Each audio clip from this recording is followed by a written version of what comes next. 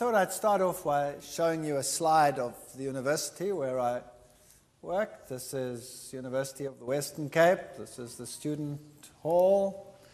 And that's the square that the students affectionately called Red Square for some reason or other. And that's where we did quite a fair amount of our research on health. Now, here's an interesting statistic.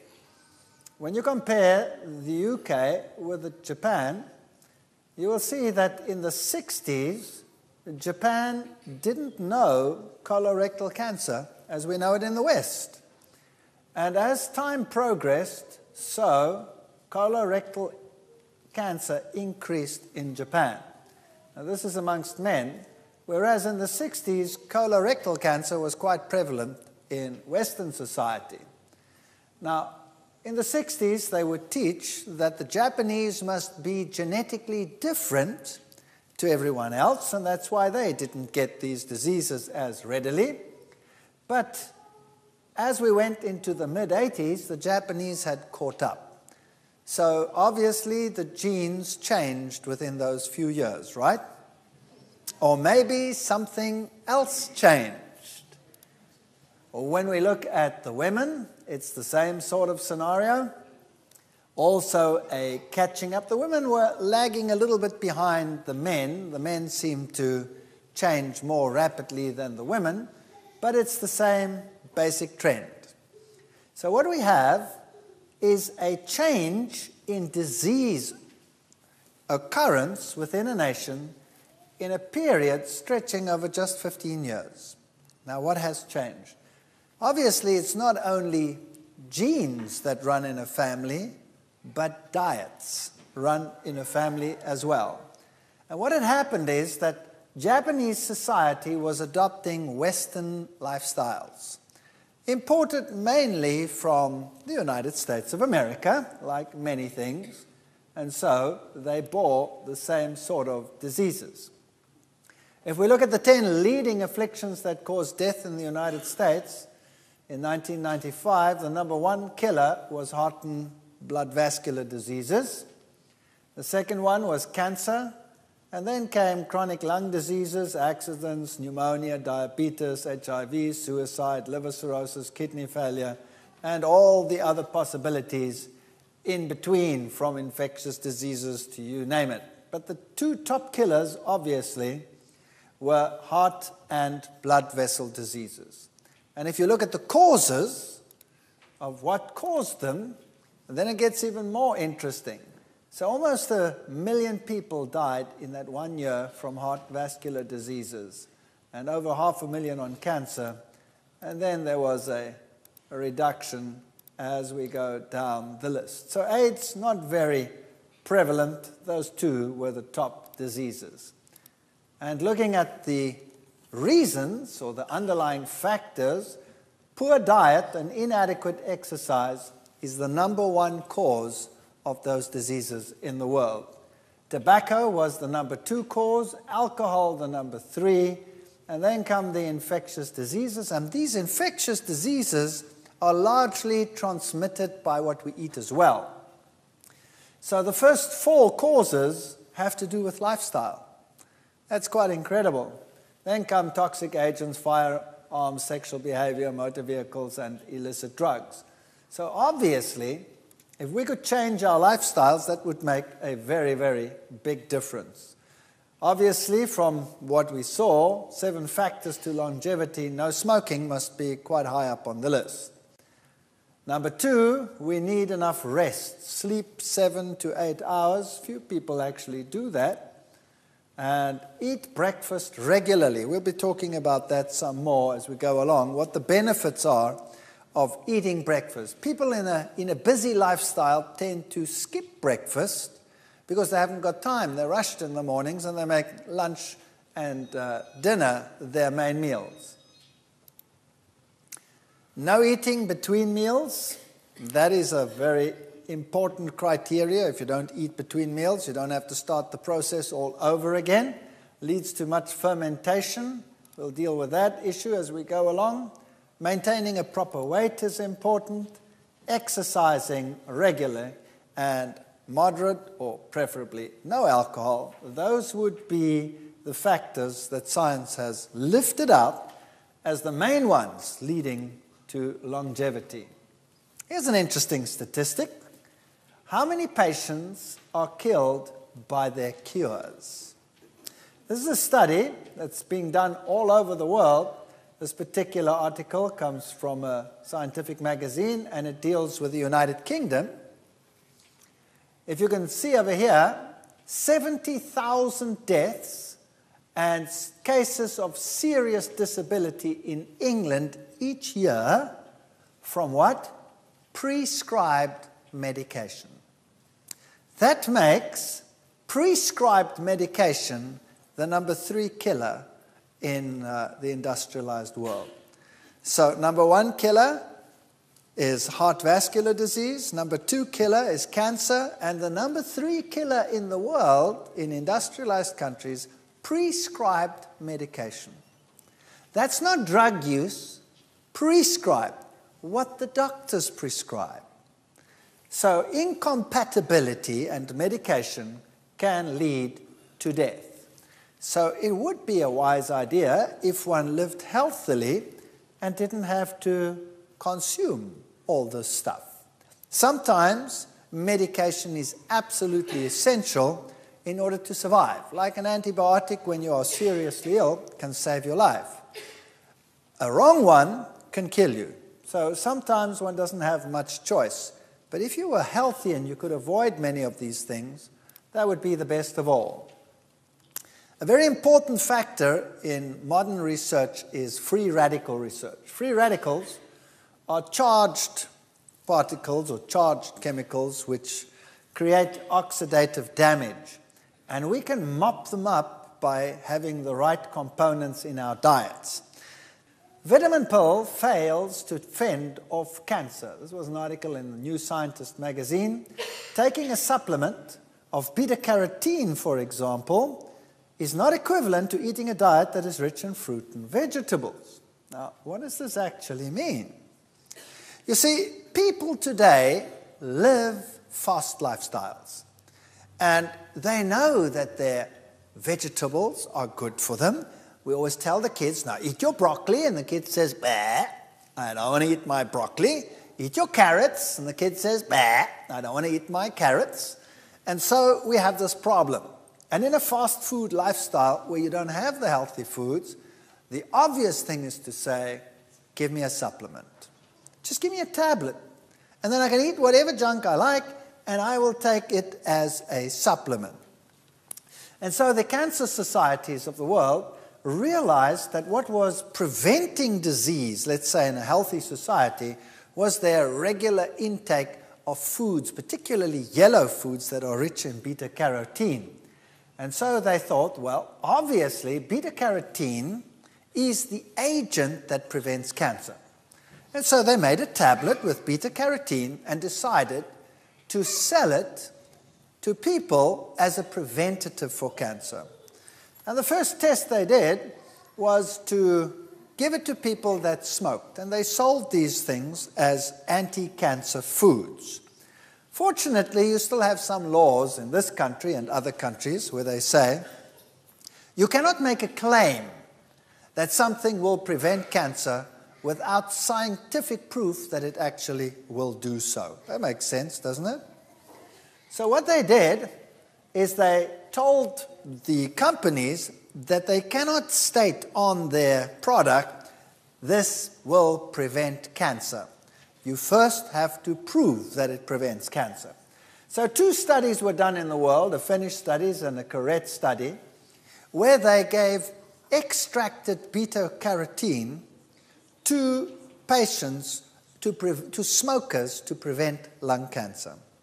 And the study was to run for a 10-year period, and they were convinced that those who took the beta-carotene would be protected against cancer.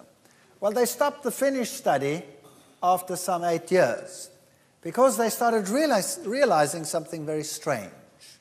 After a period of time, it became evident that those patients or those people, those smokers who received the beta-carotene, actually had more cancer than those who got a placebo. That was interesting. So quickly they stopped the correct study, which was supposed to run for a number of years, 10 years. They stopped it after 4 years. And they did the statistical analysis, and lo and behold, the same thing.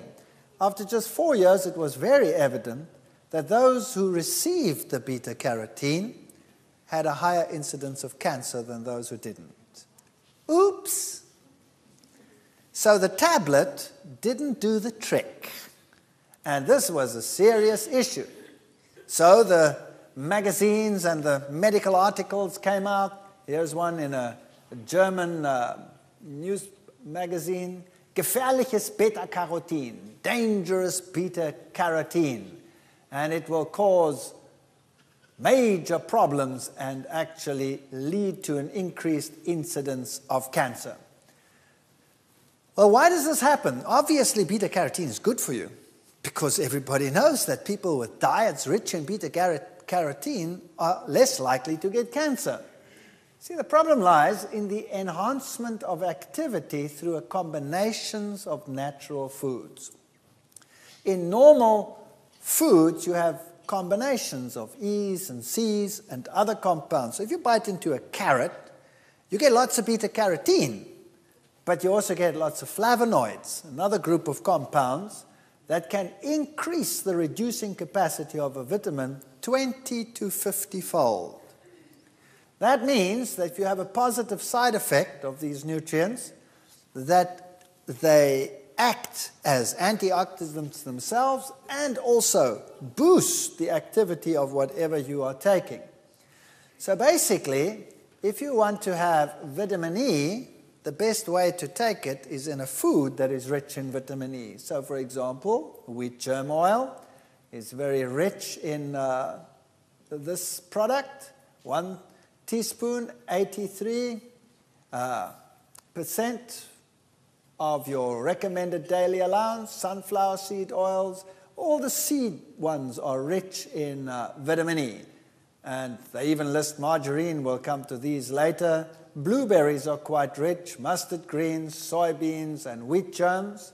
And a list of the top 10 antioxidant fruits and vegetables are strawberry, plum, orange, red grapes, kiwi, grapefruit, white grapes, banana, apple, tomato. Those are the ones. But this doesn't mean that the others are not important. All of them are important. But these are very rich in antioxidants. And the vegetables are garlic, kale, spinach, Brussels sprout, alfalfa sprouts, broccoli, beets, bell peppers, onions, and corns. Although I wouldn't put corn as a vegetable, I'd put it as a grain. Nevertheless, those are sort of recognized as the top ones. So if you want to have a vitamin supplement, there it is. That's the best vitamin supplement in the world. It gives you a balanced combination of all these components and is what we really need. Phytochemical research and health is booming in the world today. And there's a lot of argument about this issue. But I thought it would be perhaps a good idea if we went through this little exercise together. What is a phytochemical? Phyto is plant, chemical is a chemical, so phytochemical or chemicals in plants. That's basically what it means. And in plants, besides the nutrients like the carbohydrates, the fats, and the proteins, you have a lot of these phytochemicals. And some of these phytochemicals are anti-carcinogenic. They fight cancer and they prevent diseases.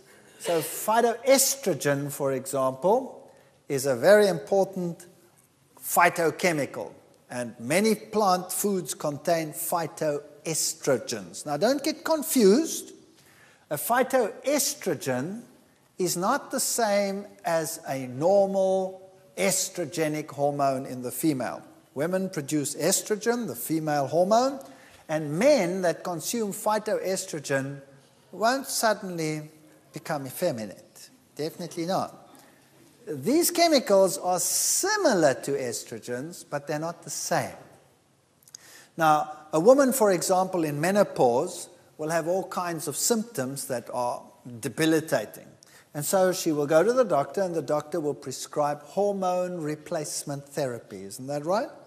And he will prescribe estrogens to replace the natural estrogens that have been taken out of the system. What happens then is that you are supplying a synthetic or extracted estrogen to take the place of what you have lost, and it has been found that that estrogen is carcinogenic. And so your risk of breast cancer is greatly increased when you take those type of estrogens. Now, plants contain natural estrogens, which are not like mammalian estrogens, but they compete for the binding site, and strangely enough, these are anti-carcinogenic. And so women and men need these phytoestrogens in their diets. Health benefits of diets rich in phytoestrogens would include, for example, prevention of breast cancer. Gentlemen, in case you thought that that only applied to women, prostate cancer and other cancers are prevented by phytoestrogens. Heart disease and stroke, osteoporosis, menopausal symptoms, brain diseases linked to aging, Alzheimer's, and all of these can be retarded greatly by phytoestrogens. Alcoholism, if you were an alcoholic and you have to overcome the negative effects, then phytoestrogens can help. And inflammatory diseases such as rheumatoid arthritis, all of these are benefited by diets rich in phytoestrogens. So you really want to get those into your diet. They are what we call nature's designer estrogens. Imbalances in estrogen are strongly linked to many major Western diseases, including heart disease, cancer, prostate, and breast cancer. And excess estrogen, that's normal estrogen that you would get in hormone replacement therapy, for example, can promote the growth of cancers. And you want to prevent that. So what can women do, for example, if they want to have a normal, relatively normal, healthy lifestyle when they get into their menopausal years without taking all these medications that can be so problematic? So what are phytoestrogens? Here's a little definition. Phytoestrogens are natural plant molecules similar in shape and size to human body estrogen, but not identical. And this slight difference means they don't have all the same effects of estrogen, and luckily, since some of the effects of estrogen can be nasty. So what do? They help to control dementia. That's people who do not remember things and develop age, loss of memory, and Alzheimer's disease, cognition, alcoholism, immune system, and then also the symptoms of menopause, hot flushes, menopausal symptoms, endometriosis, osteoporosis. All of those can be limited by phytoestrogens. Cancers, prostate, colon, breast, leukemia, all general cancers, skin cancer, inflammatory diseases, kidney diseases, cardiovascular improvements. So you can see that this is very, very widespread. Lately, because the name is phytoestrogen, there have been some articles which would suggest that plants rich in phytoestrogen can be a problem and cause disease, like, for example, the soybean. Of course, none of this is true, and reputable scientists over the world have recognized that there is some skullduggery there trying to undercut natural foods for the sake of some other industries. So don't believe everything that you read. If you want to know exactly what it is that has been isolated as the key component in some foods, for example, Brussels sprouts, has a compound which is known as sinigrin, and broccoli, sulforaphane, and also diethiotones, etc. So there are all the citrus fruit contains limoline, and so we have certain foods, phytic acid in grains, for example. These are some of the compounds that occur in these products. And they can work at different levels. They can either prevent carcinogens from actually doing their thing, or once they've actually initiated the cancer process, they can prevent it by preventing tumor promotion through oxidative damage or prostaglandins or steroids or any one of those. Here's a little list for you. Garlic, for example, is rich in sulfides, monoterpenes, triterpenes, phenolic acids. The herb teas in general are rich in flavonoids, glucerates, coumarins, phenolic acids. Soybeans can see a very good spread. Grains have a very good spread. Cruciferous vegetables, that's all your cabbage family.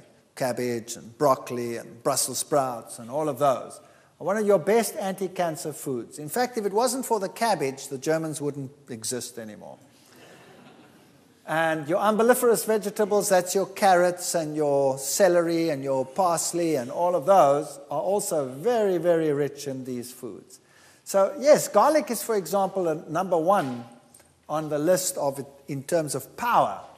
But if you have a date, for example, you could go for the cruciferous and you'd find everything there in the cabbage family that you will find in the garlic. Every single one of those components. Perhaps not so much, but at least you don't blow your partner away. And here are some more of them. Citrus is quite good. Solanaceae, that's your potato and your tomato and all of those. By the way, gentlemen, the tomato is very good because it contains compounds which are anti-prostate cancer. So start including lots of tomatoes in your life. And Cucurbitaceae, I like these names. That's the pumpkin family. Anything from squashes through whatever, they're pretty good. Licorice, you can make teas from licorice. And flaxseed, we'll come to that in a moment. So this is your anti-cancer diet. Have a look at it. There it is. Anything that's a legume. Particularly try and include soy, which is one of the richest. The African diet typically consists of grains and legumes. That's it. And some greens. And they had none of the Western lifestyle diseases until they became urbanized.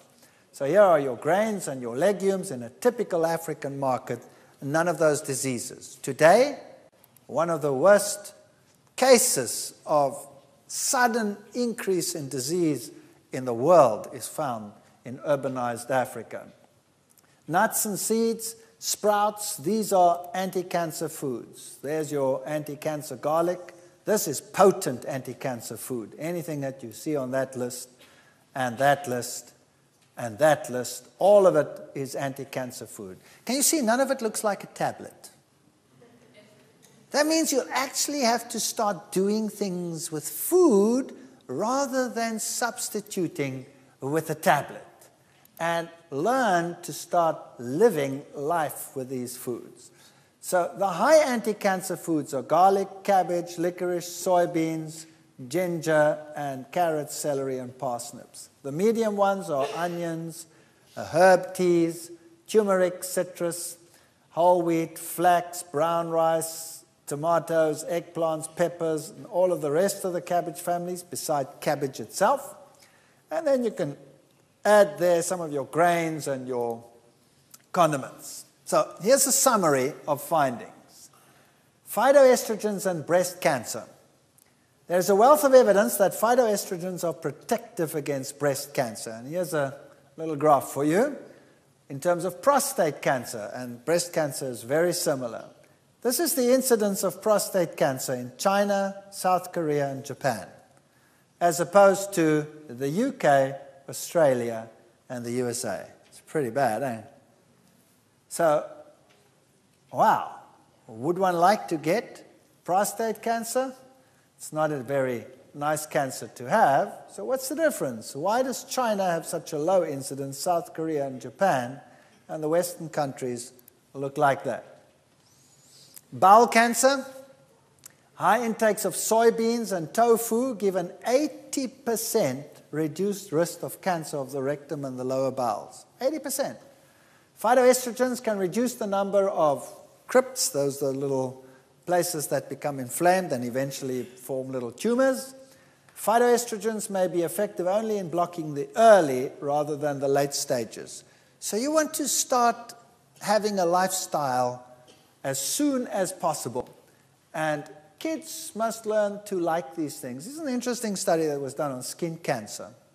You know, today they're telling you the sun is getting worse and worse, time to wear wide-brimmed hats, don't they? In Australia it became a law that you had to wear a wide-brimmed hat. They've taken that law away again now, I hear.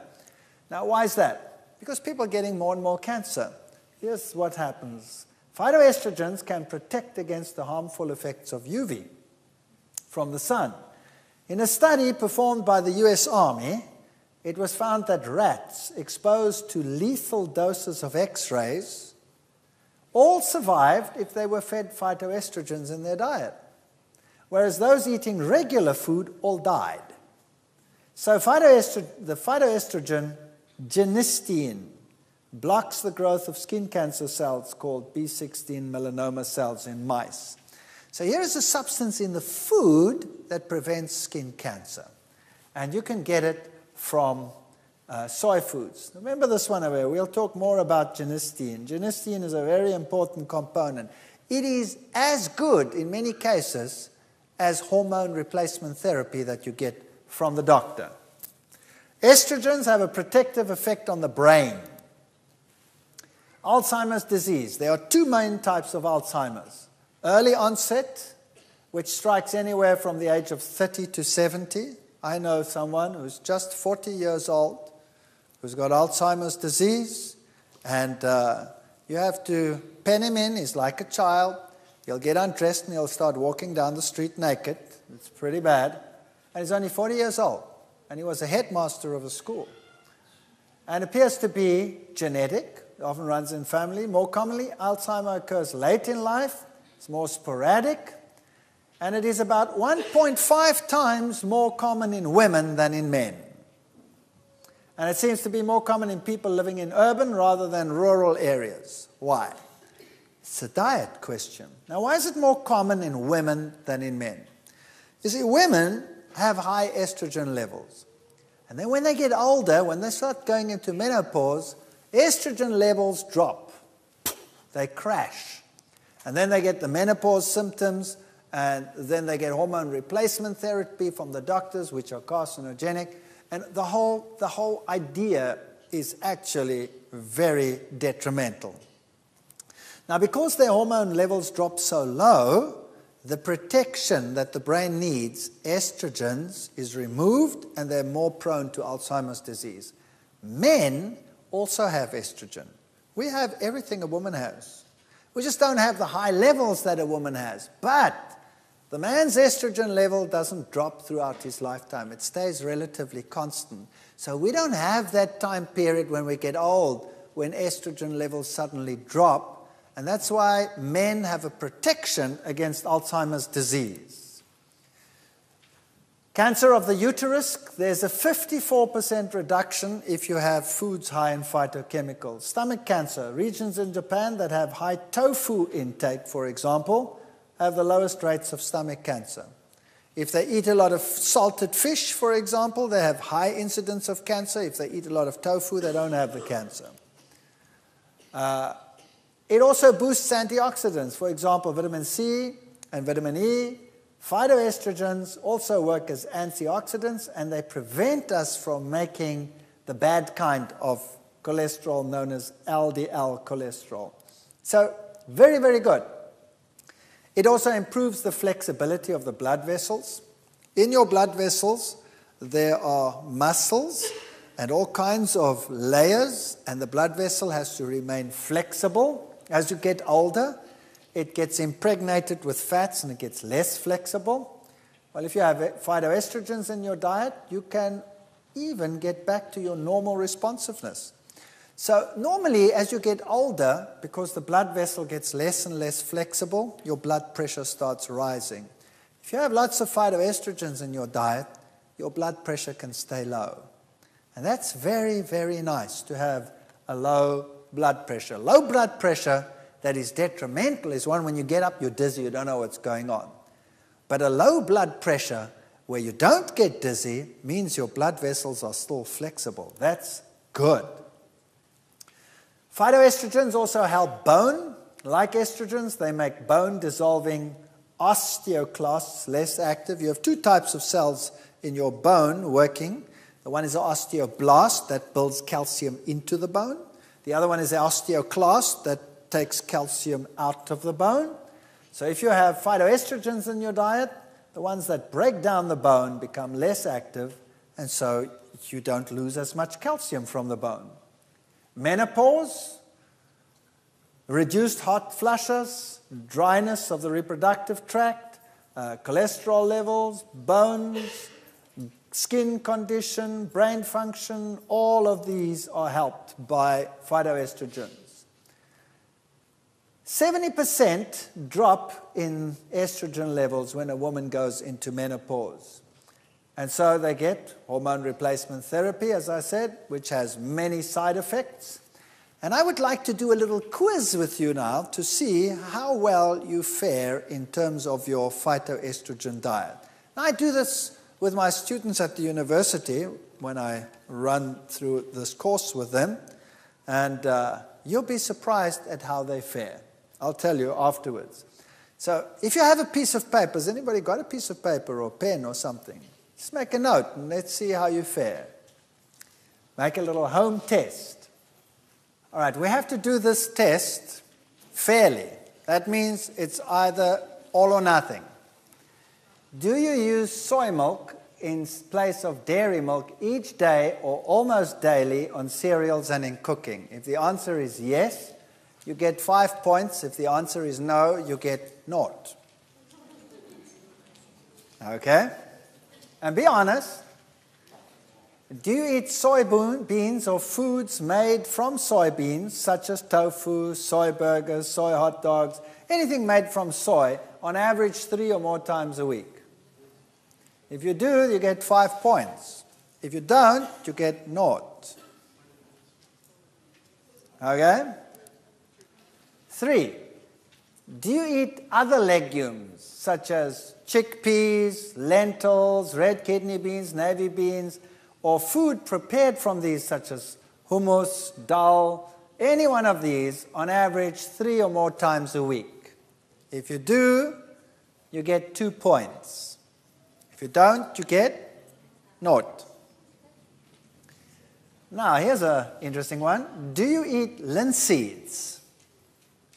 Or use linseed meal, that is ground linseeds, on your cereals, mixed into yogurt or bread, at least 3 times each week? If so, you get 5 points. If you don't, you get 0. Linseed is flaxseed. All right, I'll show you a slide of it just now. I'll tell you why you get 5 points for that. If you take a capsule, it's not quite the same, but it's better than a kick in the pants. But I wouldn't give you 5 points, no. Do you add sprouts, such as alfalfa or soy sprouts, to your salads or sandwiches once or more per week? Then give yourself 3 points. Then, do you on average eat 2 servings of fruit, fresh, daily, or pieces of apricot or whatever, even dried fruit? Do you regularly, daily eat fruit? If you do, you get 3 points.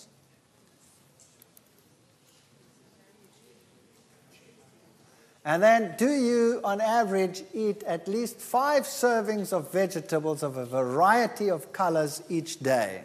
Very few people get that far. Then you get 3 points. That's different vegetables. Then, if you use wholemeal grains, in other words, no refined flours, if you use wholemeal, 3 or more servings each day, everything whole grain. So that could be whole grain, it could be rye, it could be brown rice or wholemeal pasta, any one of those. Do you use them regularly? 3 points. If you eat nuts and seeds, nut butters, even including peanut butter at least 3 times a week, you get 2 points. Then, do you mostly choose fresh juices, such as tomato or vegetable juices, in preference to soft drinks? If you do, you get a magnanimous 1 point. This is just a phytoestrogen test, okay? Do you drink herbal teas most days? If you do, you get another magnificent 1 point. If you don't, you get 0. If you use only virgin olive oil in your cooking, in place of margarines and things, or sunflower seeds, or any one of them, you get 1 point. Do you eat at least 30 types of food per day? Now remember, this sounds impossible, but let's make this simple. If you read the list of ingredients on any can of anything, it's long, even if it means just the herb. Like if you add some celery, or you add some parsley, or you add this or that, all these little things, a little bit of garlic, a little bit of onion, potato, it's not too difficult to get there. If you do all of that, you only get 1 point in any case. So I'll be nice to you, give yourself that point. Now, let's add up the score. Let's add it up. And let's see where we get.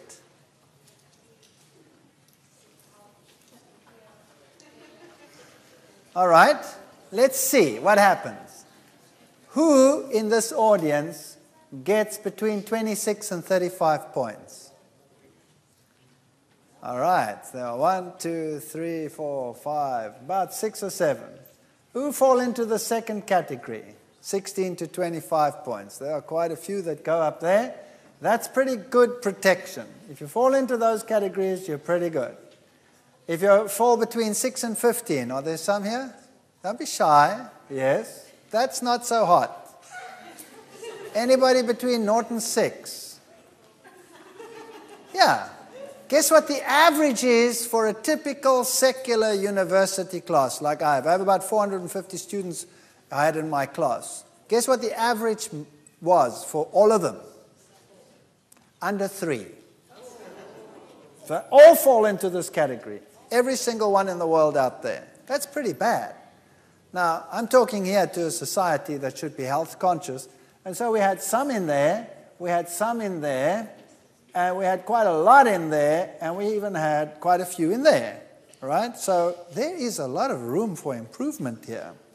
A lot of room for improvement. Proteins. How much protein do you actually need? Well, let's just backtrack. Number one, if you want to be healthy, you have to have a variety of foods in your diet of plant origin, and that will supply phytochemicals, right? That was the 1 point. Second point, now we're going to deal with the bulk dietary foods in what we are eating. Number one, proteins. How much protein do I need? Well, the World Health Organization, the United Nations University, and the FAO say that adults need 0.75 grams per kilogram per day. Now, that's very little. I know that you work in pounds, so it's about 2.4 pounds to the kilogram, if I am correct there. And you can work it out, how much you actually need. You need very, very little protein.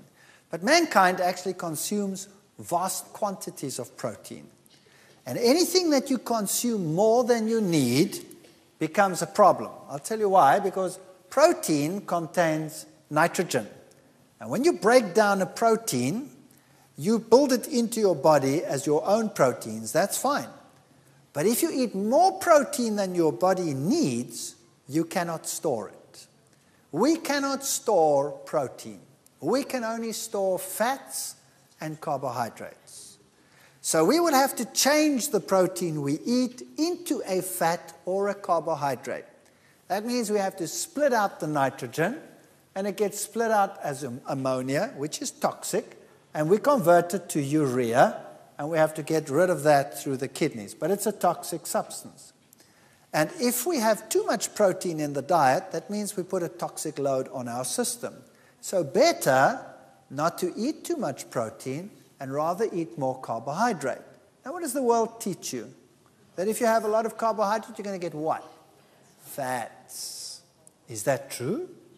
Or is it not true? In actual fact, it's not true. If you eat refined carbohydrate, you're going to get fats. But if you eat whole food carbohydrate, you will not get fat. All right. Let me make an analogy. A car is built of iron. Is that right? The engine block is built of iron, and the chassis is built of iron. The whole car is built of iron. So the obvious fuel for the car to run would be iron. So that's why you fill up your tank with iron filings. Is that correct? No. What do you fill up your tank with? With gasoline.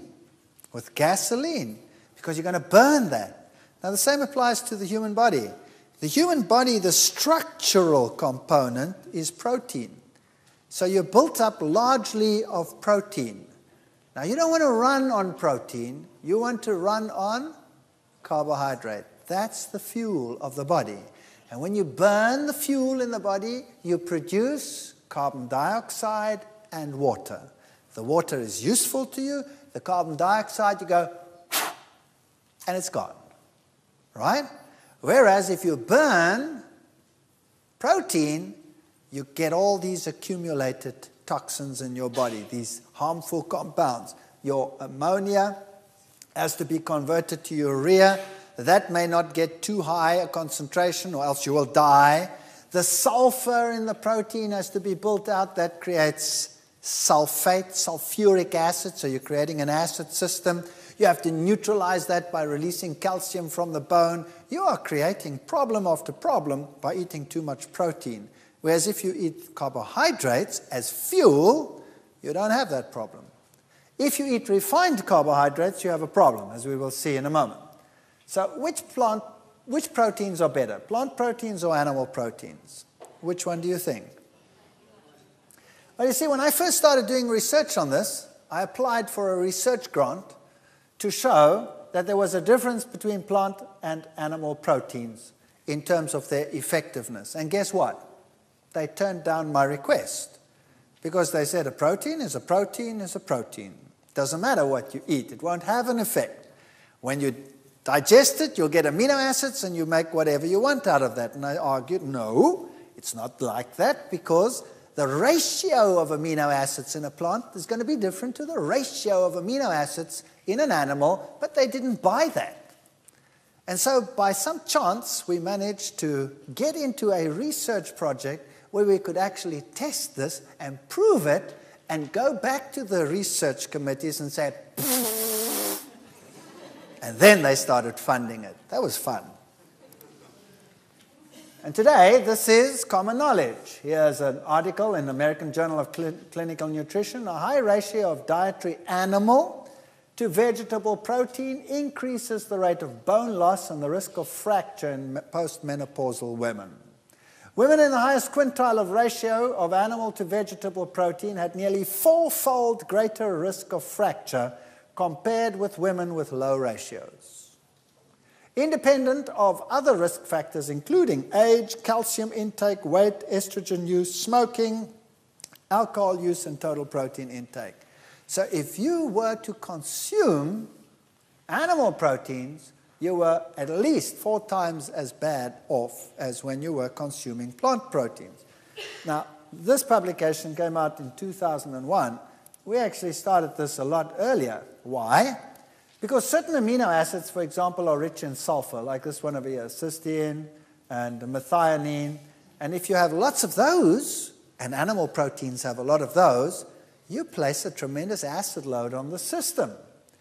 You see, plant proteins contain more branched-chain amino acids than do animal proteins, and they are easier to digest than animal proteins. If you have branched chains on your amino acids, then your protein is nice and loose. It's globular.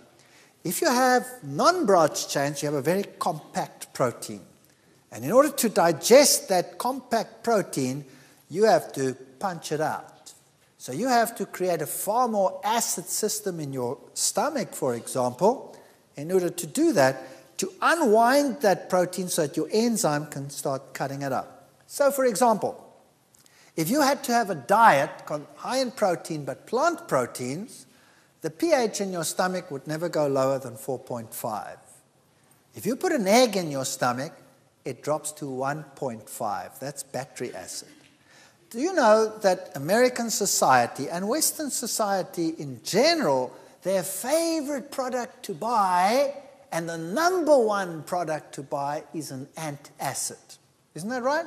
Don't they advertise antacids on your TV from morning till night? Absolutely. Why? Show me the animal out there in the world, an elephant or a gazelle or any one of them with a bottle of antacid tied to its back. There's only one creature that does that, and that's us. Maybe we're putting the wrong thing inside so that we produce all that acid. Maybe we should never do it. So plant proteins have very high levels of an amino acid called arginine and glycine in the blood than do animal proteins. And these levels are associated with protecting against clogging of arteries, for example. So we did a little test, and we fed rabbits on diets which contained equal amounts of protein. The one group contained an 18% protein ration derived from soya, and the other one from casein. Now, what is casein? Casein is the protein you find in dairy products. So you'll have it in cheese and in milk and in all of those. And look, when they were fed soya, they had high levels of arginine. When they fed casein, they had low levels of arginine. Now, arginine is your detox amino acid. It helps you to get rid of the excess nitrogen. You want lots of arginine in your diet, and you only get it from plant foods. Glycine is the other one you want high. Soya gave a high glycine, and milk solids gave a low glycine at the same protein level. In fact, rabbits that were fed animal proteins develop arteriosclerosis. And they have elevated cholesterol, even if their diet doesn't contain any cholesterol. And by just giving them a little bit of plant proteins, you improve the situation. So vegetable proteins lowers cholesterol and raises it if you have animal proteins. There's the difference. Plant-based proteins, animal-based proteins, and you see a vast difference in cholesterol levels between the two groups. So overall, the healthier protein to take is plant protein. I'll just run through this quickly before we go to the next category. The 10 animal proteins that cause high cholesterol in rabbits, there's plant protein, doesn't cause high cholesterol. Egg white, pork, chicken, beef, fish, whole egg, casein, turkey, skim milk, and egg yolk. So obviously, the animal proteins were the problem, and plant proteins were much, much lower. When we look at the 10 plant proteins that cause low cholesterol, you'll see something interesting. None of them are really very high. That's the average animal protein. But look at this. Beans, faba beans and peas are very cholesterol reducing. So if you have a high cholesterol level, what is the best thing you can do to lower it? Eat some beans. It's in fact better even than some prescription drugs with none of the side effects. It really is worth your while to do that from. What does the world teach us? What is the best source of calcium in the world? Milk. You have to get your milk. Now, I'm not going to deal with that in detail. We'll be doing that tomorrow. There's an interesting lecture coming. Don't miss that for anything in the world. It's fun. It's called Utterly Amazing. But low absorption of calcium is what you get from milk. In milk, only 25% of the calcium in cow's milk is actually absorbed by the body. 75% goes in and straight out. Human milk, although it contains less than half the calcium of cow's milk, is a better source of calcium because of its high absorption. So here's a difference already. And then kale, that's that green cabbage leaf, turnip greens or sesame seeds are better sources for the same reason. So those are your good sources of calcium. Anything that's dark green is a good source of calcium.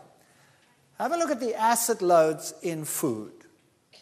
Fish will give you an acid load of 7.9 milliequivalents per 100 grams. That's quite high. Bread will give you 3.5, flour 7, pasta 6.7. That's lower, but still reasonably high. If you come to meat, it goes to 9.5. Now, when you go to cheeses, low-protein cheeses, 8, and high-protein cheeses, that's mature cheeses, generally speaking, 23.6. That's a catastrophe. That's a catastrophe. How are you going to neutralize that acid load?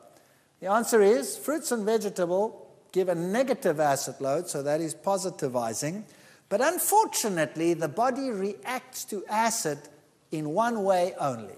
When you get it into your diet, there's a hormonal response that kicks in, and you get calcium stress.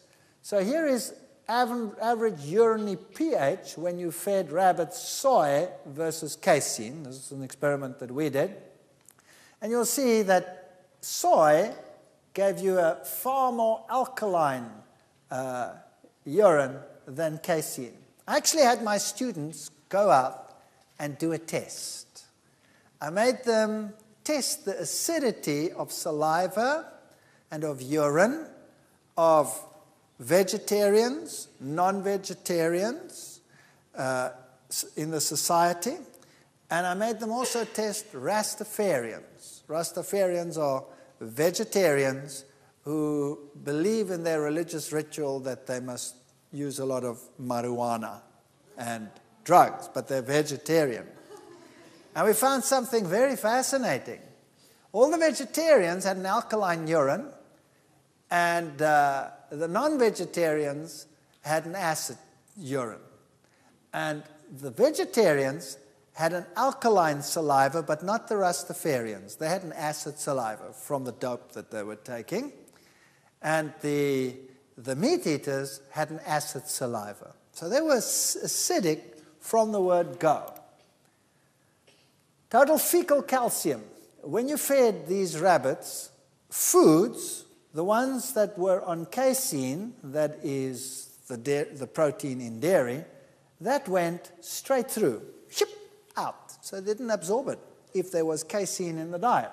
If they had soya, they had a much better rate of absorption, in fact, twice as high. Urinary calcium, so even that which they did absorb, when they were on casein, they urinated it out. You see, the body has to protect itself against the acid, releases a lot of antacid, which it gets from the bone, and that's calcium carbonate deposits being put into the bloodstream to neutralize the acid, and then you have to urinate it out. Sometimes we release so much of it from the bone to neutralize the acid in our system that the kidneys cannot cope, and they cannot release it. Then you have to precipitate it. Where do you precipitate it? In your joints and all over these places. And then what you get is you get stiff joints, and you get gout and pains and arthritic diseases and all of those. All products of the type of food we are eating. So this is the type of food where you will get a good plant protein source that will not be osteoporotic, calcium releasing. There's the soybean. You can soak it and freeze it and use it whenever you want to. Greens such as kale, broccoli, bok choy are as good as milk in terms of calcium absorbability. There are all the journals that confirm these experiments. What you see on the screen there is your calcium source. Have you ever seen a horse run after a cow and say, "Excuse me, could you satisfy my calcium needs for me today?" Yes or no? No. There's only one creature in the world that does that, and that's man. You think cats do it? Or do we induce cats to do it? Did you know that the veterinary societies in the world have issued warnings, do not feed your cats milk, because they get kidney failure from the high acid load that it produces, and then they start urinating blood, and then your cat dies. So take away the plant proteins from your cat, and it will not get it. So not even a cat should have it.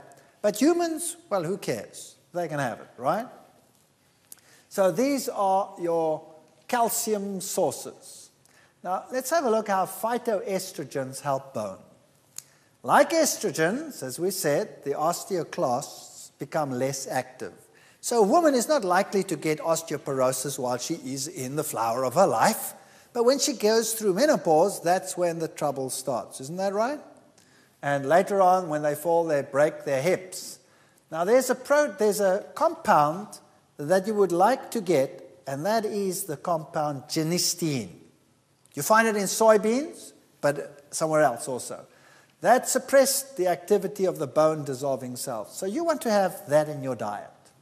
Ladies, you want to have genistein in your diet. Where'd you get it from? Soybeans, amongst others. Several studies have confirmed that phytoestrogen genistein is almost as effective in preventing bone loss in animals as Premarin, which is one of the most commonly prescribed hormone replacement therapies. So genistein is almost as good as that. But this one causes cancer, and genistein doesn't. Which one would you prefer? Just asking. Just asking. So how do you get enough of that? Do you know that seed? That's flaxseed. Flaxseed. Flaxseed is the highest source of genistein in the world. So if you eat flaxseed just like that, it goes in there and out the other side, and goodbye. So what do you think would be a good thing to do to flaxseed? Grind it. Put it in a liquidizer and go, then you have ground flaxseed. Put it in a bottle, put it in your refrigerator. When you have breakfast, when you have muesli or granola or one of those in the morning, take flaxseed, a teaspoon or two, and pour it over it. If you have porridge, put it over there. Put it in your bread, bake it in there. How many points did you get for flaxseed? 5. Now you know why. And men, it'll help you be more cognitive, help your brain function, prevent prostate cancer, so it's good for the men too. Improved mineral content and density in a bone. A Danish study which found that soy milk containing naturally high levels of phytoestrogen actually stops bone loss that would otherwise occur in women after menopause. Women who consume 2 glasses of soy milk daily, delivering 50 milligrams of isoflavones over the 2 years, did not lose bone from their spine. So it's advantageous to take soy milk rather than cow's milk. Cow's milk will cause bone loss. I'll prove that to you as we go on. We did a lot of research on osteoporosis. In an Australian study conducted at the Royal Women's Hospital in Melbourne, postmenopausal women experienced a 5% increase in bone mineral content when they ate 45 grams of soy grits every day for 3 months. Just including soy in the diet solves the problem. Estrogen impersonates blockers. So phytoestrogens are able to impersonate estrogen because of their similar molecular shape. And these phytoestrogens are very selective where they dock. In other words, the receptors that they go on. We have receptors in the bone. We have receptors, women have receptors in the breast, men have receptors in the prostate, we have receptors in our blood vessels, we have receptors in the brain, and you want these compounds in there. There are 2 types of estrogen receptors. The one we call alpha, and the other one we call beta. And estrogens normally dock to both of these equally. So estrogens will dock to any one of them. But given a choice, phytoestrogens prefer beta. Now, this is interesting. This is very desirable since beta receptors are found in bone, brain, and blood vessels. So if you have a diet rich in phytoestrogens, if you put soy milk on your cereal in the morning or on your granola, that'll help your brain, your bone, and the breast. Women, you cannot afford to go without this stuff. And that's where you want it to work. By the way, Korean women are known for the fact that they don't experience the typical Western menopause symptoms. While the Western women are hot flushing and exhausted, the Korean women are, after retirement, off overseas on holidays. And, people say that all the soy will cause mental debility. Have you heard of that one? Have you ever read that soy products cause brain problems? The contrary is true. They say your kids will become stupid. My question is, why do the Koreans win the mathematics Olympiad every year? Because they are quite sharp up there, and their diet definitely contributes to that. Now, carbohydrates, what to avoid and not to avoid. These are two groups of rats, and they're equally old. These rats over here on the left are alive and well. They're being held by the tail there. You see they're pulling at their tail. They're investigating these that look like moth-eaten mothballs. The tails are limp. They are at the point of death.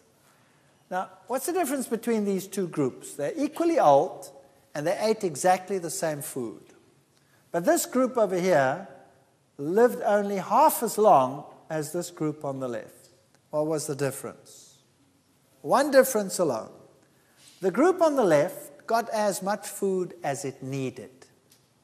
The group on the right could eat as much as it wanted, and they lived half as long. Not a good idea to eat continuously. Western society eats continuously. They have one meal a day, all day. Refined foods are what they normally eat. So if you have a company called Black Blondel's, when you go there, you get a burger, and that has a refined bun on it, and then it has a meat patty inside of that, and that's basically a refined food. It's a devitalized food. It impedes the immune system. It's diabetic, carcinogenic. Rats that are fed carcinogens, those are compounds that cause cancer, and a complex carbohydrate, show lower index of breast cancer than rats fed carcinogens and simple sugars. And then it also leads to obesity. The whole world today is geared on refined foods. There are very few countries in the world where you can buy decent bread, for example. Germany is one of them. Germany has excellent bread and excellent laws in terms of bread. But you go anywhere else, go to the Middle East, go to Africa, come to the United States, you name it. I always say you need 2 loaves of bread to make a sandwich in the United States. You put whatever you put on the one and on the other, and you take the 2 loaves and you squeeze them together, you have one sandwich. It's just air and no fiber. In a typical grain, you have the white flour, then you have the bran layers on the outside, and then you have the germ. Now, in the old days, they used to put this in a stone mill, and they used to grind it. And everything was ground together and inseparable. These days, they don't do that anymore. Firstly, it's very labor-intensive. Secondly, you only get a little at a time, so you need something that's a lot faster to feed all the people that we have. So what do? They have roller mills, where they don't work with stones, but they work with rollers. So as the grain comes shooting in through the first rollers, the rollers are set so far apart that the grain is cracked. And it cracks the outer layers off. And they fall down on the one side in piles and piles and piles of bran. The white flour, then as the rollers come tighter and tighter together, comes sifting down and forms the white flour.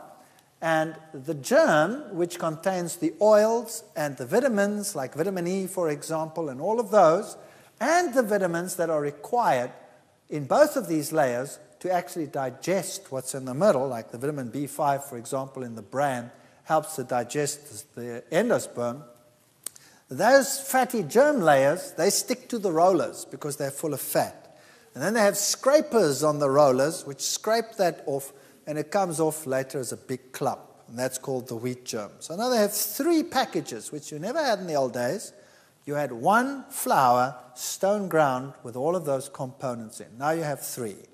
That's pretty good for industry. Number 1, it goes very fast. Number 2, you can now make 3 packages instead of 1. So they sell you the white flour, which makes you constipated, number 1. Number 2, it gives you a glucose surge. Glucose levels rise very quickly. Gives you all kinds of problems. So when you put it in the system over here, and it has to pass all the way down, there's no roughage to take it down. So when you go to the toilet, you have a veritable squeezing experience. And you have room for those magazines, so you have something to read while you are having this eye-popping adventure. Not a good idea. So they realize they have a problem. So what do they sell you? They sell you bran. And they say, here, have a high bran breakfast. And they give you all the bran for breakfast. Pathetic. It helps to get the food down, but it doesn't help the next meal or the next meal. You need to have all these things together. And what do they do with the germ?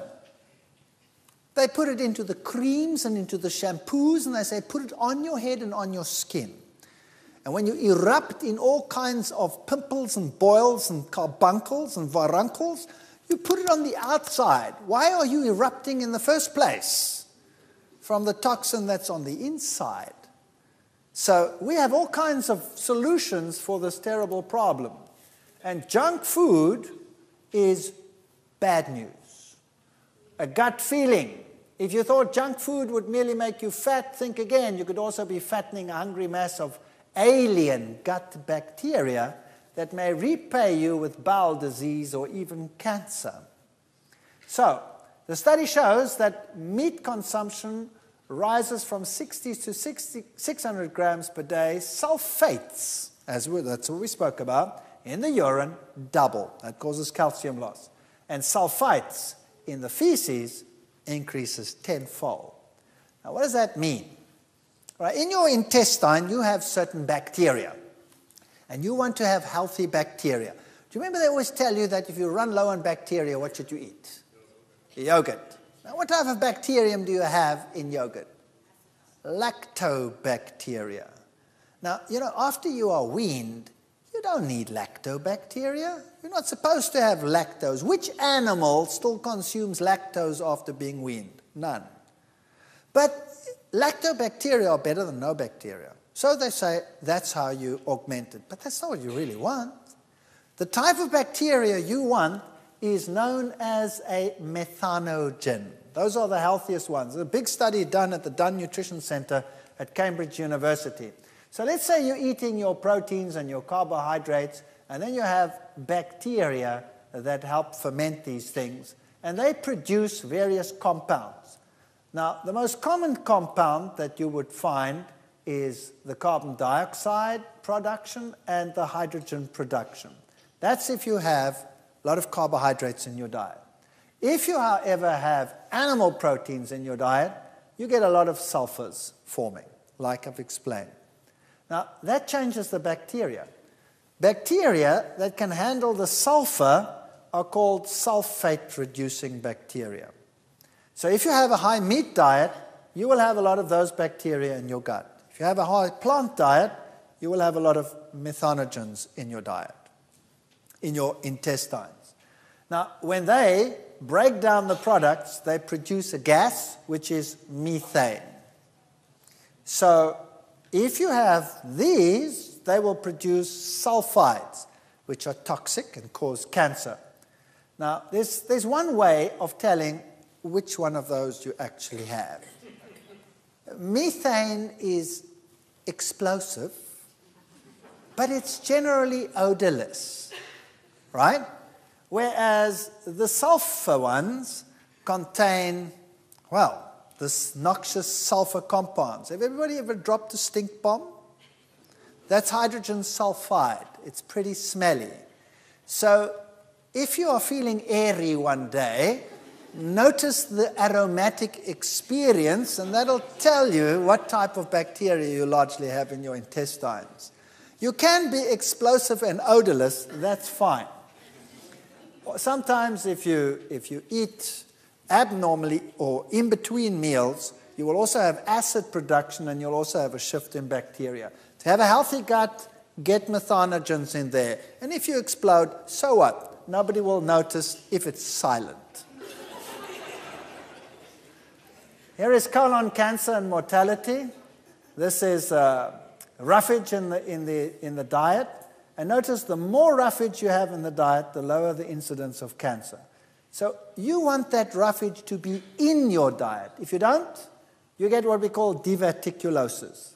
This is what happens when you sit on the toilet and the eyes come out during the process. The same happens in your gut. You make balloons as you put the pressure on. And it forms little sacs.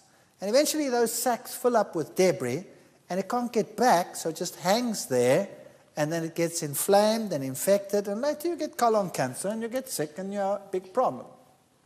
Here's something else that's interesting. This is the response to a glucose meal. In other words, if you had to go and eat refined food, or kids, if you had to go and drink a glass of Coca-Cola, or drink a glass of any bubbly cool drink out there, the average Coca-Cola will contain 12 teaspoons of sugar per can. 12 teaspoons of sugar per can. Imagine the sugar load you give a little kid with a small body by knocking 12 teaspoons of sugar back in one go. What happens? Here is a glucose meal. Here's plasma glucose levels. So here's a glass of sugar water, and you're drinking it, and immediately up goes the glucose level in the blood. And then it has to be brought down, because if it doesn't get brought down, you will go into a coma. So the body responds by an enormous insulin release. So that's the response of insulin immediately after that glucose meal. And because the insulin level is so high, the glucose level drops like a rocket, and it drops to lower than normal resting level. Normally you're there, but because you've had too much insulin released, it now drops to that. We call that hypoglycemia, low blood sugar. And there is hardly an individual in the United States of America that doesn't suffer from hypoglycemia, because they have refined diets. Here's the same amount of sugar when you give a diet with fiber in it.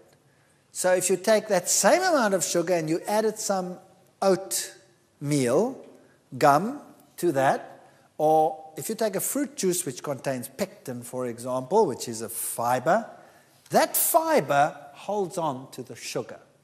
So what happens is it never gets that high, and your insulin levels never get that high, because that sugar doesn't go into the blood.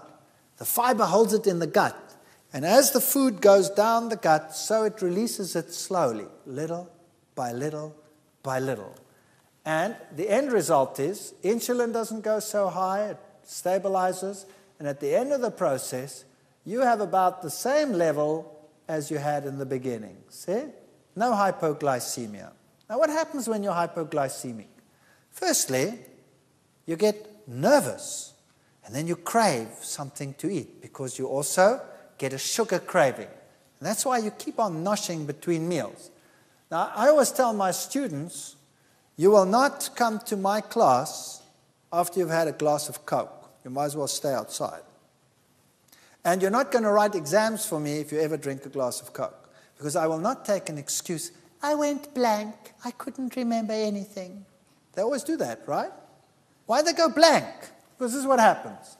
And they wouldn't believe me, so I said, well, let's test it. Let's get some rabbits. And we took some rabbits, and we gave some of them Coca-Cola, the equivalent of what a human would drink by mass. Now, the rabbits love it. And you know what? Some people say that's animal cruelty. And what do we do to ourselves? It's much worse. We do the exact same thing. That's what? Human cruelty? So is Coca-Cola human cruelty? So we give them a little Coke, and the rabbits drink it straight off the syringe. They go, and it's all gone. And some of them get water, and some of them get the same amount of sugar with pectin in, for example. That's the fiber in apple. And this is what happens. If they get Coke, the practical only lasts 3.5 hours. I couldn't complete the experiment, but nevertheless was interesting. The high surge of blood glucose when they went on a diet here of plain glucose. Up it went. And then it came down slowly. After 3.5 hours, it still hadn't normalized. So that's okay. You have glucose levels in the blood. Glucose plus pectin, this one over here, started coming down nicely, regularly. Coca-Cola, boom, I even missed the peak there. Must have been up like that. Insulin surge and down. After 1.5 hours, they start going hypoglycemic. And that's when the student strikes a blank. Brain stops. Everything stops. So they start sweating. They start getting nervous, they shake, they have this warmness, pounding heart, increased heart rate, anxiety, shivering, freak. And then they say they remembered nothing. They also get confusion, drowsiness, weakness, difficulty in speaking, concentration, visual disturbances, and all of these symptoms. Not a good idea to have refined food. So Coca-Cola is really bad news, very bad news. If you should ever have to take something like that, make sure you do it with a meal. But Coke never. So, effect of food processing on blood glucose levels. The apple is the best way to consume the apple juice. Apple sauce is the next. Apple juice will give you the lowest levels of glucose in the end. Then, blood sugar peaks. Here's a medical journal. Is also dangerous for your blood vessels. You see, the blood vessel itself, when that sugar surges into the blood, gets damaged, and the little endothelial, that inner layer, gets damaged. All right, let's have a look at another issue, a fat issue. Dietary fat and breast cancer. It's pretty prevalent and obvious in the world that the more fat one consumes, the higher the rate of cancer. General cancer rates increase with more fat consumption. Look at the United States and Canada. They're way up there. In fact, the United States is always a good example to use because it'll 9 out of 10 times be your worst example. There are only 2 countries that beat you on one disease, and that is osteoporosis. Norway will beat you 2-1. And so will Holland, and Switzerland also beats you. But for the rest, you're right up there. You're winning everything these days. Here are UK figures from the 1940s. Notice, since 1940s, since the war, carbohydrate consumption has been coming down, and fat consumption has been going up. And the same in the United States. Fatty foods, fatty foods. That, of course, leads to obesity. So if you want to know how well you are faring, then you just work out this little equation for yourself. Your body mass index. What is your weight in kilograms? What's a kilogram is what? About 2.2 pounds. All right? Divided by your height times your height in meters, that'll give you your body mass index. And if you look at it, a body mass index which is lower than 20, in other words, if you're thin as a rake, that is problematic. This is fathers who did not work due to illness in India. The thinner they were, the worse off they were. So you don't want a body mass index of 16 or 16 to 17. Once you start getting to 20, you're getting okay. Then you stay okay till about 26, 27, 28. Then it starts getting problematic. 30 is still okay. Once you have a body mass index of 32 or higher, then you have a problem. So you should be able to just work it out for yourself. Just take your weight and your height and divide. So that is bad news. Obesity and the risk of death from cancer. For example, average body weight and the percentage increase of death rate. If you are above average weight, just 20 to 30, it's not the end of the world. But once you start getting to 40% overweight, then you have a big problem. And women are always worse off than men. And now the woman must also decide where she is overweight. There's a very simple way of doing this. Go and stand in front of a mirror. That's what you do. And you look at yourself and you say, where's my weight distributed? Is it in the top half of my body? In other words, am I well endowed around here? Or am I well endowed around here? If the main fat sits on the buttocks, then you are 3 times less likely to get breast cancer than if the main fat sits up there. That's just the luck of the draw. Nothing you can do about it. So whole food energy is the way to go to prevent these diseases. Bananas, potatoes, legumes, grains, all of these foods. Partially processed foods like tofu, for example, are also very good still. Breads, whole grain breads, nuts, seeds, fruits. If you have lots of those in your diet, then you will have, number 1, high phytoestrogens. Number 2, the right ratio of protein, the right type of protein. You'll have whole carbohydrates, no surges, none of these things that make you obese. It would prevent obesity, would prevent cravings between meals. And these are the very best tablets that you could consume in your life. Start getting variety, variety, variety into your life. And if you find a shop that looks like this, go ballistic. Visit it. Enjoy it. And food actually is fun when you're shopping in a shop like that, isn't it? It is fun. Is this enough energy to actually get things done in the world? Here are 2 groups of people. The one is they're both athletes, and the one group over here is getting one type of diet, and this one another type of diet. The top group over here is getting a high carbohydrate diet, and the bottom group is getting a low carbohydrate diet. That means they're eating more meat products, for example. Now they start training. So they go for a jog in the morning for their training. They're training for a marathon. Notice that when they run, their glucose or their glycogen levels in the muscles drop. Boom. Now you're burning the energy in your muscles. You're running. Down they come. And now you go home and you start eating and you relax. The one on the high carbohydrate diet recovers to there by the next day. The other one only recovers to there. The second day they go jogging. They meet for training in the morning. Down comes this level, down comes that level. Now they recover during the day. That one goes to there, that one to there. Third day.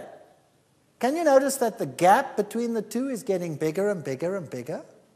Now, this one is staying just below those levels. Now, if this one were to stop training for one day prior to the big match, where would he recover to? Easily back to his normal level. Isn't that right? In fact, he might even recover if he rests 2 days before the event higher than his normal level. Whereas this one would go that much, and the gap would always be tremendous. Now the 2 sets of athletes start getting ready for the run. Which one is likely to have the greatest stamina? The top one, no doubt. So that is why athletes today have to go on high carbohydrate diets, or else they cannot compete in a competitive world. So glycogen is essential for prolonged exercise, and exhaustion is due to a reduction in muscle glycogen. And we need to make sure that glycogen stays high. Work, of course, uses it up. And fat cannot produce the same amount of energy, speed energy, as glycogen. It's not as readily available. Over long term, yes, but not readily available. So 625 grams of carbohydrate per day leads to maximum replenishment of glycogen in athletes. Now, let us say you are overweight and you want to lose weight. What do? Tell me what you do. What is the best training, they say? What should you go and do? Go jogging, right? Or go and do heavy training. Today we know that that is no longer true. I've worked with these sports training institutes. We've done research projects that are amazing in this field. I want to tell you something very, very simple. If you want to lose weight, if you want to burn fat, then never do strenuous exercise. You will not burn fat during strenuous exercise. You will only burn glycogen, because that's the fast burner. Are you with me?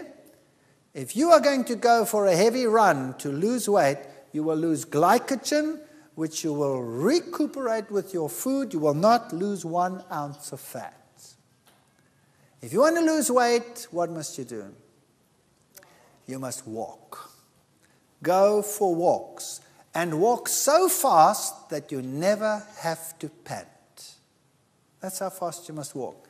Walk on a steady incline, and that you work up a nice sweat after a long walk, but that you don't have to go. That's the way you lose fat. If you're going to train hard, you're not going to lose fat. You're going to lose glycogen. So, even 10 minutes of walking per day is better than hard exercise. And science has found out that short exercises, 20 minutes, 10 minutes per day, is just as good as people that train themselves half silly. Isn't that amazing? So if you want to lose weight, go for walks. And try and walk on steady inclines if you can, which is difficult in your country. If you want to have endurance, how do old tennis stars, how did Steffi Graf manage to stay there so long? She had to change her diet. How did Boris Becker manage to stay there so long?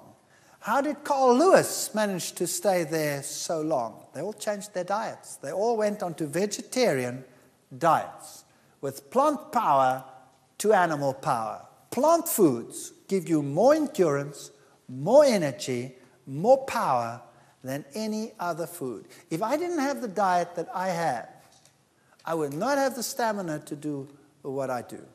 I can walk, I can do all these things, and I'm so grateful. Before I changed my diet, I was fit, and I did sport, and I did all those things, but I would come home and I would say, I'm finished, I'm exhausted, my brain is dead.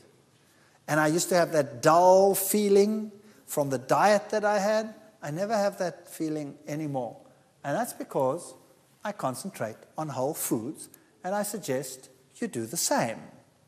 So in our next lecture, we'll look at some additional things that we can look at. For example, foods that we eat that are not really foods, that we on a regular basis consume, and what the effect is on us.